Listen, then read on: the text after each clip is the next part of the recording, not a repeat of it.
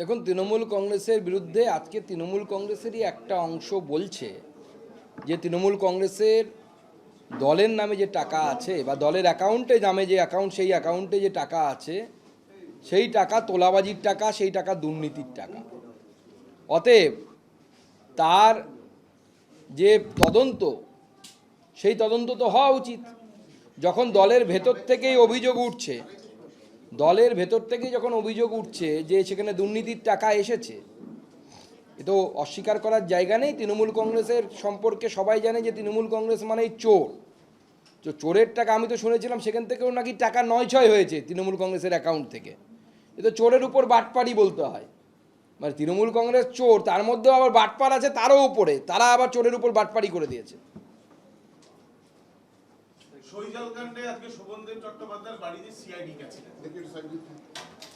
দেখুন, যেহেতু সিআইডি শৈজাল কাণ্ডের তদন্ত করছে, তো সেই শৈজাল কাণ্ডে যাদের যাদের নাম এসেছে, যাদের বিরুদ্ধে অভিযোগ, কারণ শোভনবাবুকেই মমতাপন্থী যে তৃণমূল কংগ্রেসের গুট, সেই গোষ্ঠী, তারা তাকে বিরোধী দলনেতা করেছিলেন, তার সপক্ষেই সই পড়েছিল এবং বলা হচ্ছে বা দাবি করা হচ্ছে সেই সইটা জাল সই।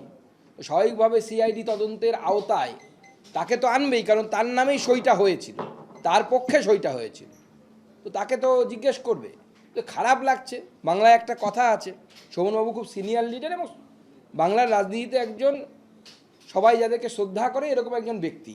কিন্তু বাংলায় একটা কথা আছে, বলে না, সৎসঙ্গে স্বর্গবাস, অসৎসঙ্গে নরকবাস। এখন তৃণমূল সঙ্গে হাজতবাসও হয় আর কি। তো এর আগে আমরা দেখেছি সৎসঙ্গে স্বর্গবাস, এখন এটা পরিবর্তন হয়ে গেছে, সৎসঙ্গে স্বর্গবাস, তৃণমূল সঙ্গে হাজতবাস। তো এখন ওনার মতো একজন বরিষ্ঠ নেতাকে এই ধরনের পুলিশি বা সিআইডির জেরায় পড়তে হচ্ছে, এটা বাংলার রাজনীতির পক্ষে সুখকর দৃশ্য নয়। আমারও ভালো লাগছে না, কিন্তু ওই ওই আপ্তবাক্যই সত্য হচ্ছে।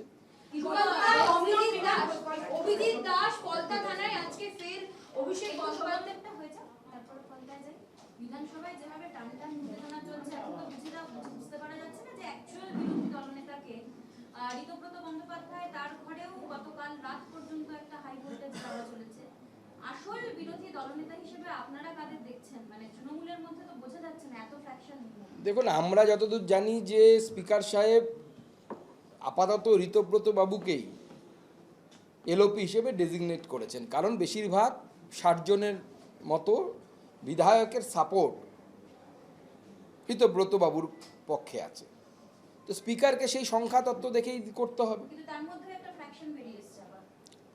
দেখুন, এখন এরকম অনেক আসা যাওয়া পারমুটেশন কম্বিনেশন হবে, শেষে গিয়ে তৃণমূল কংগ্রেসটা কি দাঁড়াবে, পার্টিটা থাকবে নাকি উঠে যাবে, এ নিয়ে কিন্তু বাংলার সবাই অধীর আগ্রহে অপেক্ষা করছে, আমরাও অধীর আগ্রহে অপেক্ষা করছি। আপাতত আপনারাও দেখুন এবং মজা নিন। কমেডি চলছে, কমেডি শো চলছে, দেখতে থাকুন। কিন্তু এই দলের অ্যাকাউন্ট ফ্রিজ নিয়েও একটা বিতর্ক তৈরি হয়েছে। অরূপ বিশ্বাস, যিনি নিজে মেসি কাণ্ডে জর্জরিত, তিনি অ্যাকাউন্ট ফ্রিজ করার চিঠি দিয়েছিলেন। অ্যাকাউন্ট ফ্রিজ আর তৃণমূলের সেই টানাপোড়েন চলছে। পাশাপাশি নতুন এই যে বিভিন্ন রকম ফ্র্যাকশন, বিভিন্ন জিনিস, আলটিমেটলি কি বিরোধী শূন্য এই অ্যাডভান্টেজটা আপনারা পাচ্ছেন বা আপনারা সেটাকে এনজয় করছেন? দেখুন, প্রথম কথা হচ্ছে জনতায় এই রাজ্যে আপাতত বিরোধী শূন্য করে দিয়েছে, কারণ জনতা যে ভার্ডিক্ট দিয়েছে, বিজেপিকে 207 পরে একটা বাড়লো 208, এই যে সিটের যে রায় দিয়েছে না, এটাকে এত বড় একটা ম্যান্ডেট, এই ম্যান্ডেট বলছে যে তৃণমূল কংগ্রেসকে যে বিরোধী হিসেবে তোমরা আপাতত কিছুদিন মুখ্যমন্ত্রীর সাথে দেখা করুন, ঘুরে বেড়ান। আমি যেমন শুনতে পাচ্ছি বহু তৃণমূল নেতা যারা হেরে গেছেন, এবার কেউ কেউ পাহাড়ে গিয়ে ঘুরে বেড়াচ্ছেন এবং সেখানে গিয়ে দুঃখ ভোলার জন্য খাওয়া দাওয়া করছেন। কি খাওয়া দাওয়া করছেন সেটা আপনারা বের করবেন। তো এরকম অনেকেই অনেক কিছু করছেন, অসুবিধা নেই তাতে। আপাতত তারা এইটা করুন, পরে জনতার দরবারে আবার আসবেন, জনতার দরবারে গিয়ে জনতার কাছে ক্ষমা চাইবেন। কালকে তো এয়ারপোর্টে ধস্তাধস্তি কাণ্ড হয়ে গেল, আমিও এয়ারপোর্টেই ছিলাম সেই সময় প্রায়।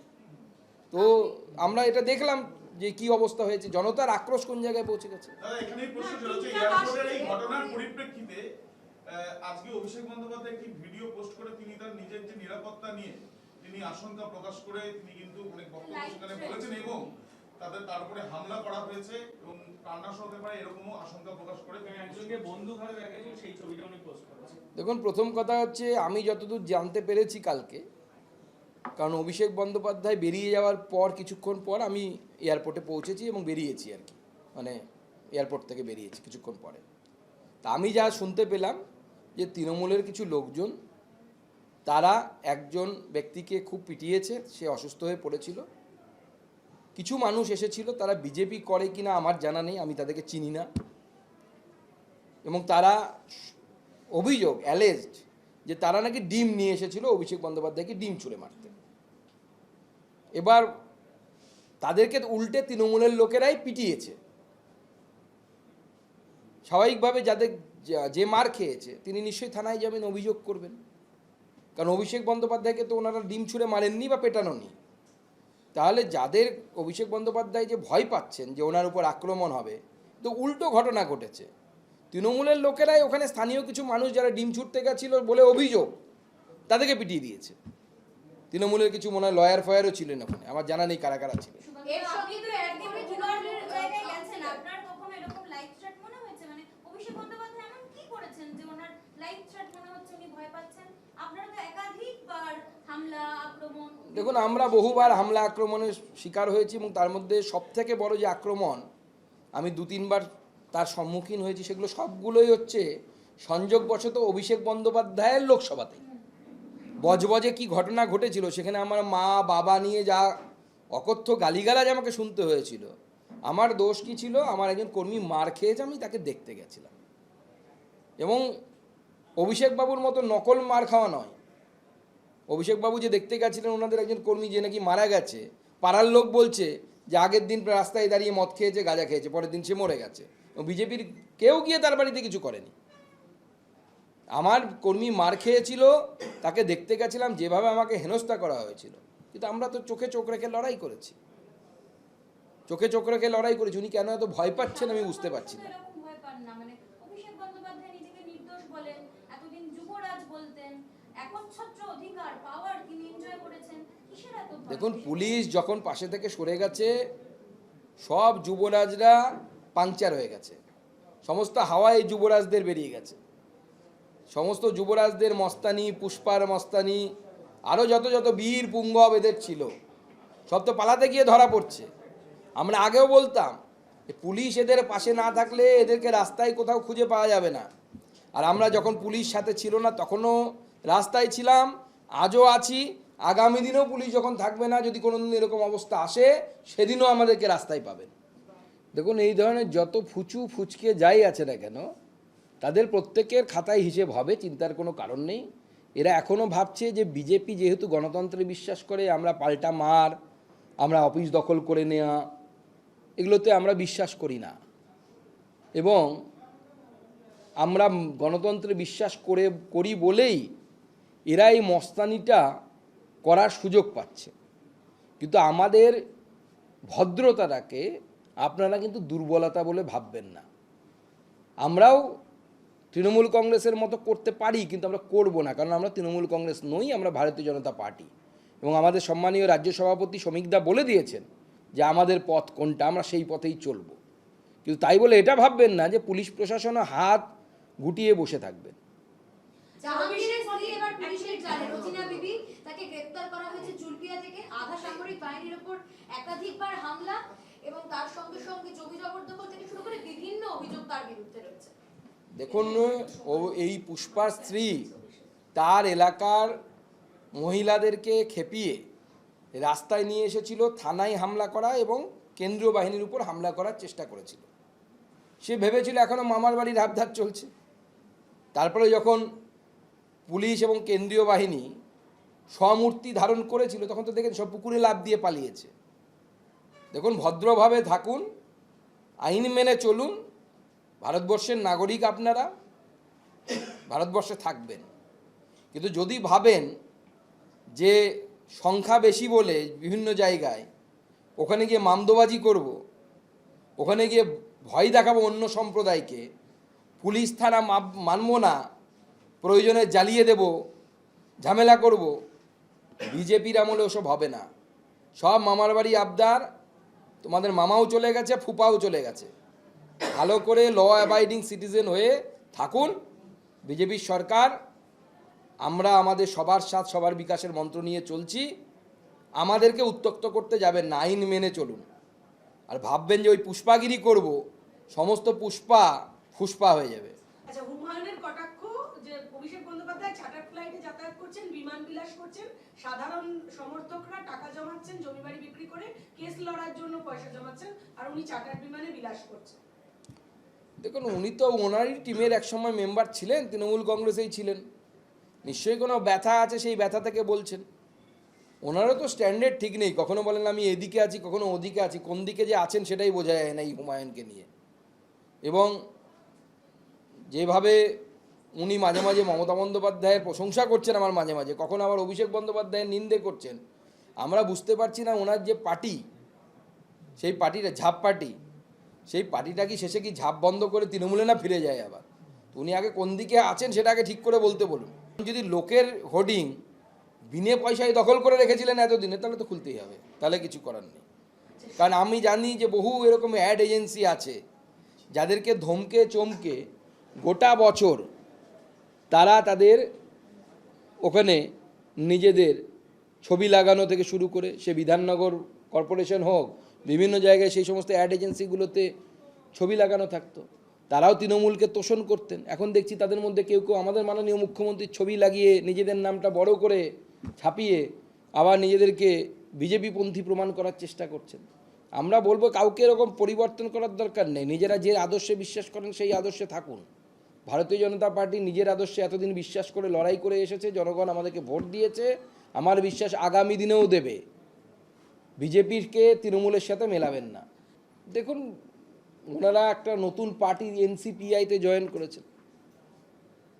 এনসিপিআই পার্টির হয়ে ওনারা কি করবেন, কাকে সমর্থন দেবেন, সেটা একদম পার্টির ব্যাপার, ওদের পার্টির ব্যাপার। ওরা ঠিক করেছে এনডিএকে সমর্থন দেবেন। তো এনডিএকে সমর্থন আমরা স্বাগত, কারণ আমাদের সংখ্যা একটু কম আছে, আমরা 2/3 মেজরিটিতে নেই। আমাদেরকে 2/3 মেজরিটি দরকার অনেক কিছু করার জন্য, যেগুলো দেশের জন্য ভালো, দশের জন্য ভালো। আজকে যদি মহিলাদের সংরক্ষণ হয়, তা আপনাদেরও ভালো হবে, আপনাদেরও হাতে সুযোগ থাকবে আগামী দিনে জনপ্রতিনিধি হওয়ার মহিলাদের। তো সেটা যদি হয় তো ভালো, তো সেটা হতে পারে শর্মিলা ম্যাডামের মনে হয়েছে যে মহিলাদের জন্য ভালো হবে, সেই জন্য হয়তো উনি এই ধরনের সিদ্ধান্ত নিয়েছেন। দেখুন, আমরা চাইছি ঐতিহাসিক সত্যতাটাকে বাংলার ছাত্র সমাজ বা বাংলার বিদ্যার্থী সমাজ জানুক। আমার রাজ্য কিভাবে সৃষ্টি হয়েছে, তার পেছনে কাদের অবদান আমি জানতামই না। আমি কোথাও পড়ার সুযোগ পাইনি, স্কুল থেকে বিশ্ববিদ্যালয় পর্যন্ত। নিশ্চয়ই আপনারাও পড়ার সুযোগ পাননি। যদি ইতিহাসের কেউ ছাত্র থেকে থাকে, আমার জানা নেই হায়ার স্টাডিজে তারা পড়েন কি না। কিন্তু এটা তো স্পষ্ট বোঝা যাচ্ছে, যখন একটা রাজ্য যার অস্তিত্বই এলো হচ্ছে স্রোতের বিপরীতে হেঁটে। ভারতবর্ষের বেশিরভাগ রাজ্যই হচ্ছে লিঙ্গুইস্টিক বেস। এবং যদি দেখা যায় যে এই রাজ্যগুলো সৃষ্টি হয়েছে, ছোট ছোট রাজ্যগুলো বড় একটি রাজ্য থেকে বেরিয়ে এসে, কখনো সেন্ট্রাল প্রভিন্স নাম ছিল, সেখান থেকে ভেঙে ভেঙে ভেঙে অনেক রাজ্য হয়েছে ভাষাগত কারণে। কিন্তু পশ্চিমবঙ্গের যদি আমি ইতিহাস দেখি, পশ্চিমবঙ্গের ইতিহাস কিন্তু সৃষ্টি হওয়াটা কিন্তু একদমই ঐতিহাসিক একটি দস্তাবেজ। সেটা তো আমাদের জানা উচিত। আমরা পশ্চিমবঙ্গ কেন সৃষ্টি হলো, কিভাবে সৃষ্টি হলো, এর পেছনে ইতিহাস কি, ভূগোল কি, এটা তো ছাত্রছাত্রীদের উচিত জানা এবং সিলেবাসে আসা উচিত। দেখুন, আমাদের বাজেট জনকল্যাণমুখী হবে, এটাই আশা। বাংলার মানুষের যে অ্যাসপিরেশন, সেই অ্যাসপিরেশনকে ক্যাটার করবে। আর মাননীয় প্রধানমন্ত্রী আমাদেরকে বরাবরই যে রাস্তা দেখিয়েছেন, উনি বলেছিলেন যে আমার সরকার গরিব, মহিলা, যুবক এবং কৃষক এদের প্রতি সমর্পিত, এদের উন্নয়নের প্রতি সমর্পিত। আমাদের সরকারও আশা করি সেই লাইনেই চলবে। এবার বাজেট তো কনফিডেন্সিয়াল ম্যাটার, সেটা আমারও জানার কথা না, কারোরই জানার কথা না, যারা উপযুক্ত ব্যক্তি তারাই জানবেন। তো সেটাই হবে। এবং আমাদের যেহেতু বিজেপি সাংগঠনিকভাবে, আমরা সে সময় আমাদের যেটাকে ম্যানিফেস্টো বলা হয় ইংরেজিতে, আমরা ভরসাপত্র নাম দিয়েছিলাম। সেই ভরসাপত্রে আমাদের রোডম্যাপ লেখা আছে। সেই রোডম্যাপ অনুসারেই আমাদের সরকার কাজ করবে, এটাই আমার আশা।